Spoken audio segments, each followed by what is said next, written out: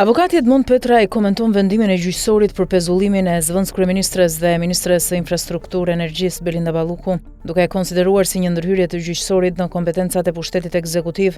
Ai shprehet se shkarkimi i ministrit ose zëvendës kryeministrit është kompetencë e kryeministrit dhe se lëvizja e kryeministrit Rama për ta dërguar çështjen në gjykatën kushtetuese për interpretim është brenda rregullave dhe ligjit.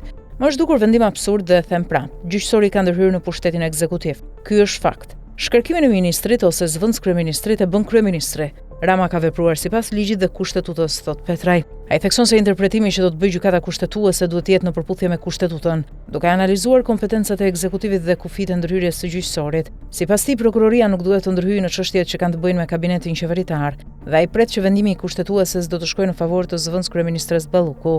Mendoj se gjyqtarët e kushtetueses duhet të ulen dhe të lexojnë drejt kushtetutën.